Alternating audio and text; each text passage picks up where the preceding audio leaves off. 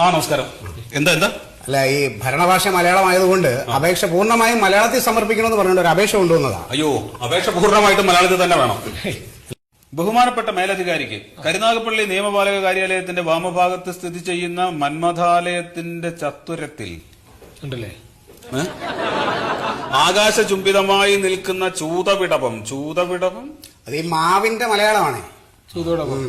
വേരറ്റ് നിപതിക്കുമെന്ന് എന്റെ കളത്രം. ഇതെവിടെ ഈ കളത്രം എന്ന് പറഞ്ഞ സ്ഥലം?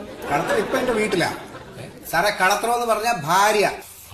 എന്റെ ഭാര്യയുടെ കാര്യം പറയുന്നത്. ഓ, ഈ കാര്യാലയത്തിൽ രേഖാമൂലം പരാതി തന്നത് അരുണ നിറ തൂലികയാൽ ഖണ്ഡിച്ചു കളഞ്ഞു.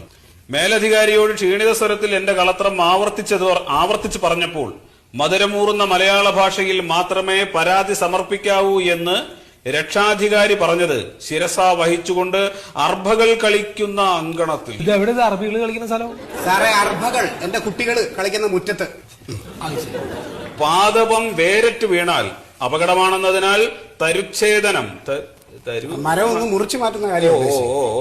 2 നാഴിക നേരത്തേക്ക് സ്വയം ഉരുകി വൈദ്യുതി വിരാമ സൂത്രം ഉരുകി തൂരിത്തരണം. സാറേ, ഇത് എന്ത് മലയാളമാണ് സാറേ ഇത്? സാറേ, അവസാനം എഴുതിയ ശ്ലോകം എന്തിനെ കുറിച്ചാണ്?